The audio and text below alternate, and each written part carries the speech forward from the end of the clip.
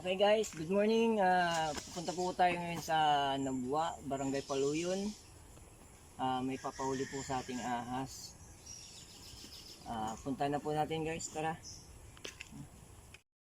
Papunta na po tayo sa Nabua, Kamsur. May Barangay Paluyon. I-rescue po natin ng isang ahas, isang cobra daw ang nahuli nila. Nahuli na pala.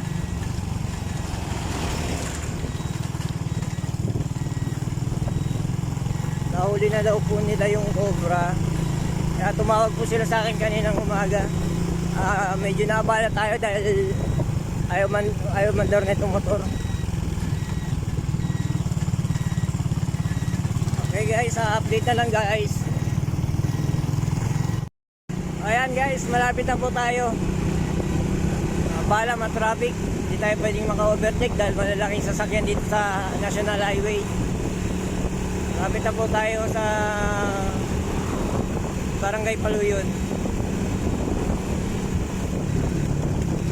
Okay guys. Manukan sila eh.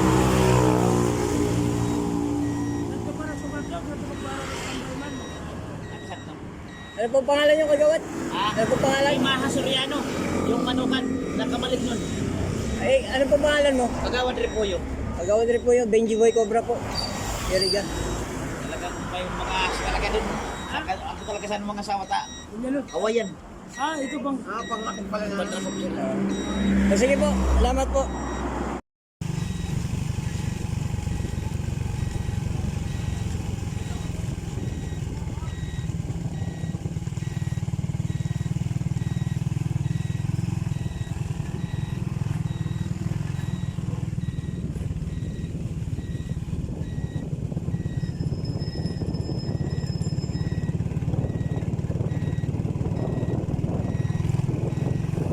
Wala boss. Okay guys, dito pala yung guys.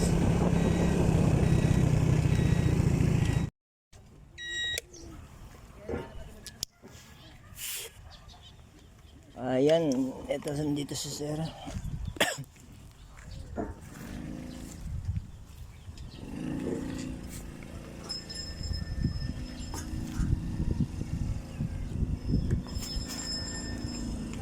Paano nyo nahuli sir? Ha? Paano nyo nahuli? Dito sa butas? Dito namin nakita. Punta doon. Tapang bumubuga kagad. Buhay pa? Buhay pa. Kasi pagka pinabayaan mo lang to dito sa sako, bubutasin niya yung sako. Yan nga nakita ko doon sa tagiliran nung umaga na. Kaya niya pang Kaya niyang pero na bubutas sa ganun sako. lang. Ilagyan ko ng ipit yun. Kaya gagawin natin.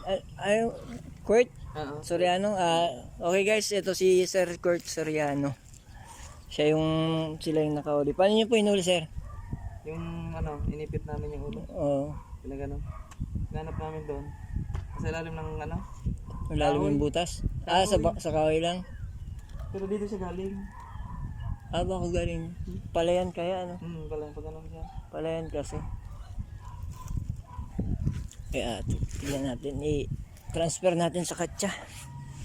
Para safety. Nagloko yung nagloko yung motor ko.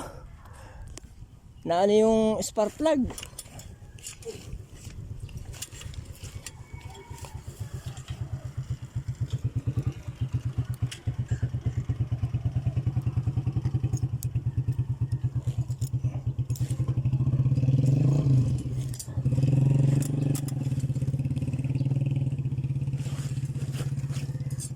Dapat ganyan.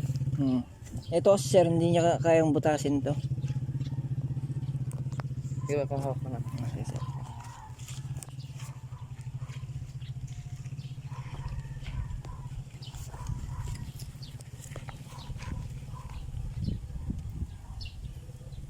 Bali sa inyo to sir?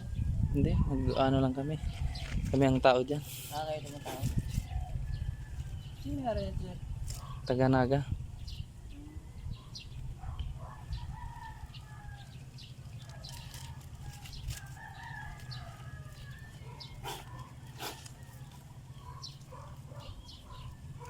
Hindi naman siya nasaktan.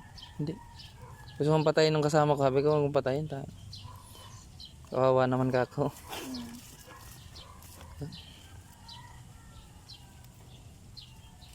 Matapang. Di pa nga ganong ano. Maliit-liit pa siguro siya. Kasi yung...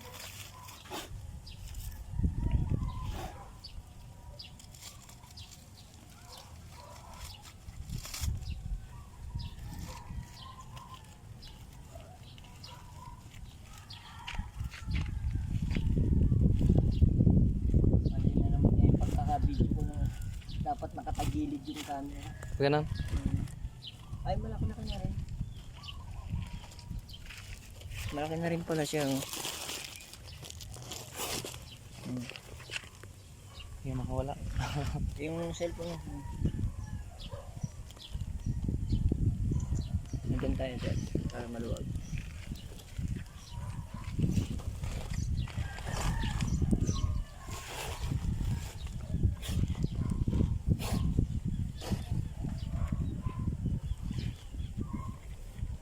Ito lang, lady.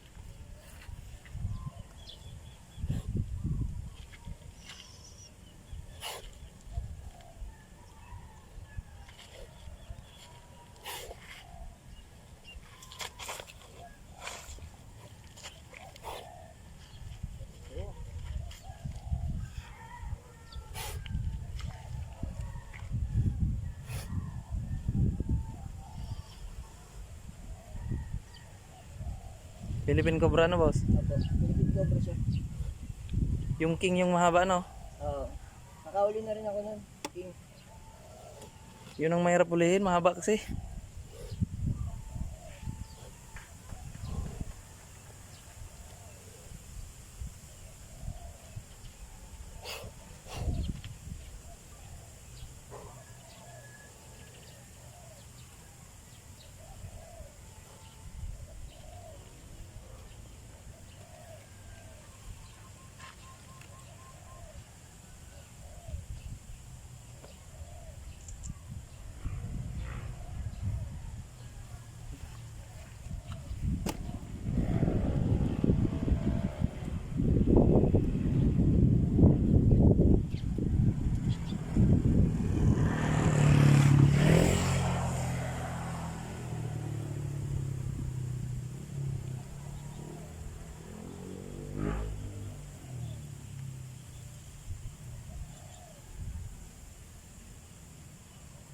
Dami oh.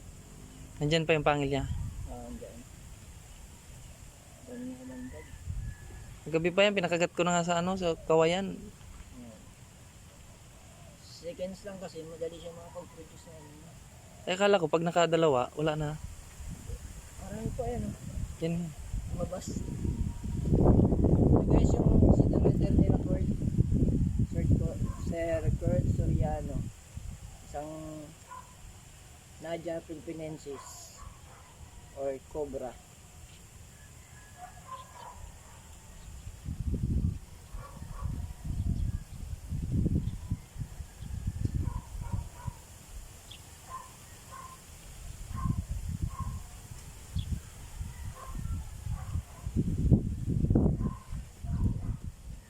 Malayo-layo pala to. Saan kayo sa Erika? Santa Teresita sir. Saan na yan, banda? Bundok, kaya maulan pa kasi kanina. Tapos yan, papakawalan doon na lang din. Opo. Pero dun pa sa mas mataas. Kaya ang nangyayari nito, siyempre pag pinakawalan namin ito, gastos kami dun sa taas. Siyempre magbabaon. Kasi hindi naman pwedeng dito lang pa sa parking baba. Dahil madali rin maano ng tao. Hindi mo naisip kong pakawalan doon sa ano, kaso pupunta rin yan sa mga bahay-bahay. Oo, pupunta rin to sa mga bahay-bahay. Naghanap sa mga kain. Nagani na kasi pala, no? Oo, tsaka mainit ngayon. Ano siya, breeding season nyo kasi ngayon. Ngayon ang breeding niya. Oo, ngayon. Dati nun, may mga nahuli kami ganyan lang. Yun, pinakawalan ko lang saan, malit pa naman. Pero dapat inano mo na lang. Hindi ko pa kasi alam. Ginarapan mo sa, okay, sa Wilkins. Tapos binutas putasan mo yung Wilkins. Tapos saka mo na lang inano. Yung mga juvenile. Hindi yan pwedeng ipasok sa mga Wilkins, ganun papasukin mo siya. Papasok din. Pwede siyang ano sa Wilkins. Ganun. Tapos yung Wilkins, di may takay pa no. Yung Wilkins, Butas. butas-butasan mo siya para may Pag exhaust. pag tsaka ginanon mo ano. yung bunga ng Wilkins, papasok naman siya no. Pag ganyan. O pag inano mo siya, di ba ganun siya, nakataas siya. Tapos dandanin mo lang yan, no? Ipasok. Ano, Tutuloy siya. itutok mo yung ulo. Tapos habang tinututok mo yung ulo niya dun sa may ano ng bunga ng Wilkins, ibaba mo dahan-dahan. Para kumbaga yung ano niya, yung ulo niya, magaganon siya ng Wilkins. So, Hindi naman siya makakaikot man no. hindi na siya basta wag mo lang siyang wag mo lang siyang higpitan ng pagkakadiin. Para kumbaga yung ano niya, hindi siya masaktan. Kasi kusa na itutulak na lang paunti-unti. Nakatakot na hawakan. Buti ka. Papatayin ng anong kasama ko kung patayin ka kawawa naman. Mas madaling patayin kaysa huli. Pag patay agad. Ang problema naman kasi kung hindi naman risky yung hindi naman siya delikado hindi naman siya makakadisgrasya. Yun. Pero kung mahaba na kasi mahirap ng ano. Pag mahaba na siya yun, medyo Malaki na. delikado. Ito maliit pa naman to. Maiksi pa nga eh. Pero siguro to may kasama pa to. Pag ganyan, dalawa sila. May kasama pa to, baka nanginginain lang. Tapos siguro dun siya pupunta sa may sabi ng mga kahoy. Punta natin yung kahoy. Diyan lang.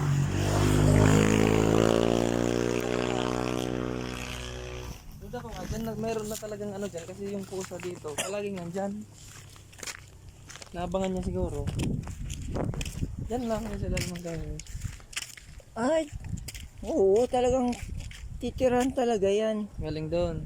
Oo. Tumakbo dyan. Akala namin nandun sa mga siwang. Yung kasama Titiran ko, talaga ginanon yan yung kahoy. kasi Nandyan. may mga nakatambak. Matagal-tagal na rin siguro yung mga nakatambak na yan. Kakatanggal lang nga namin ng isang araw. Yan nandyan lang pala, hindi naman napansin.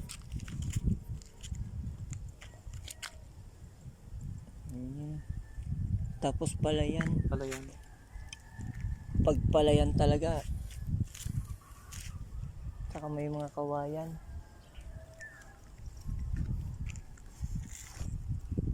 Asan yung nakahuli niyan? Kami.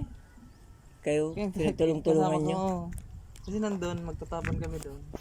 Nandun sa may simento. Umikot ng ganyan. Tumakbo. Tumakbo. Akala namin nga, hindi na namin makuha. Yung kasama ko, ginanon yung kahoy. Nandun, nakakapulupot. Baka meron pa siyang ano rito. Pero pag ganyan, dyan na siya nakatira. Dyan sa random niya no dati. Siguro 2 beses pa lang siya dito kasi wala pang palatandaan at pinagpalatan ng balat. Balat ano. Oo. Tsaka yung mga tao wala pa gaano.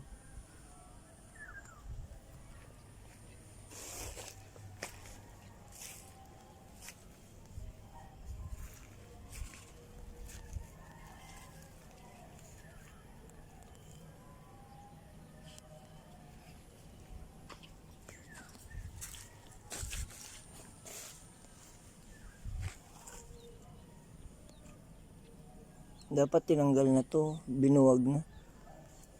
Kinalat na muna dyan, no. Pinagpatong-patong kasi dapat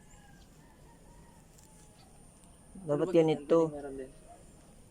Kasi yung ilalim niya pwedeng suksukan. Gaya niyan, no.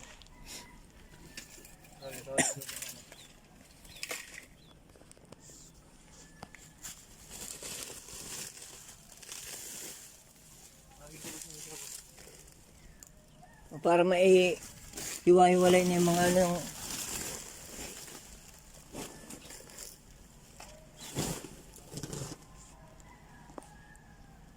Okay guys, ito ipaano natin to sa mga kasamahan niya. Baka mamaya meron pa ditong isa. Kaya sige guys. Cut muna tayo. Continuous natin. Yan, yung mga rupeng kahoy. Ikalat muna ng konti. Hiwa-hiwalayin muna para makita natin yung ilalim.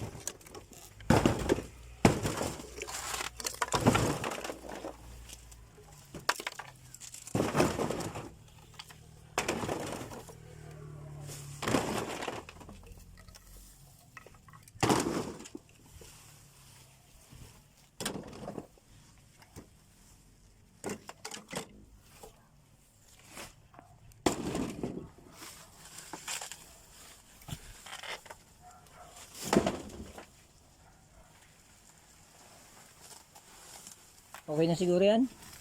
Okay na yan. Adin na sana. Hanggang taas na nasa ibabaw.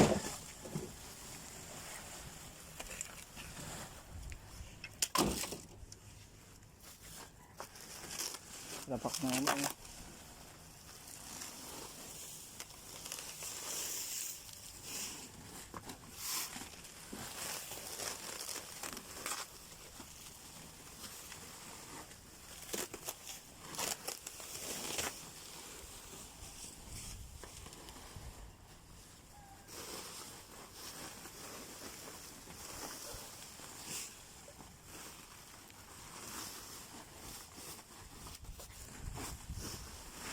Okay na yan. Ito na lang. Ito ibabaw. Para makita natin yung ilalim.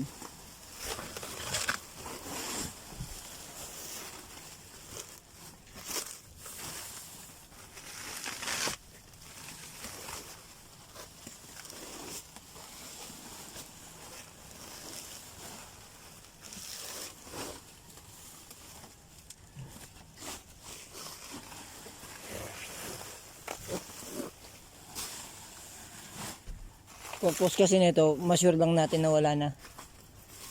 Kasi nakatambak.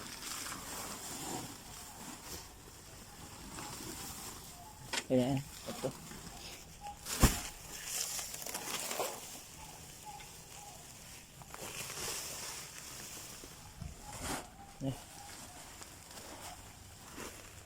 Safety na kayo dyan.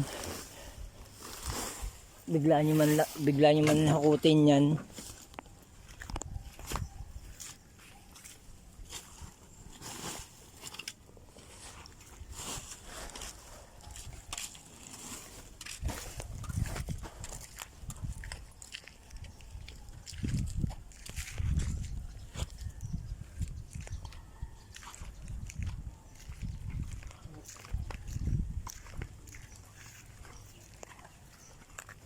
Shoutout na kayo.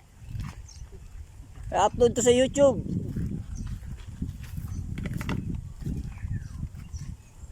Okay guys, ito yung cobra na nahuli nila. Pakakawalan na naman natin to sa bundok. Shoutout na sir. Okay, ito guys. Balik na tayo sa lungga natin. Sige, shoutout po pala kay kay Sir Kurt Soriano. Taga dito ko sa Nabua. Taga dito siya sa Nabua, Kamsur. Shoutout sa mga bago nating followers, tsaka mga new subscriber natin. Siya nga po pala para dun po sa mga hindi pa nakapag-subscribe. Please subscribe my YouTube channel, follow us sa my Facebook page, like and share. Lahat po ng video para po mas marami makaalam kung taga saan ako, tsaka kung anong hangarin natin sa buhay, ang mga huli ng ahas at mga pag-save ng mga buhay ng tao, ganoon na rin sa ahas. Hi guys!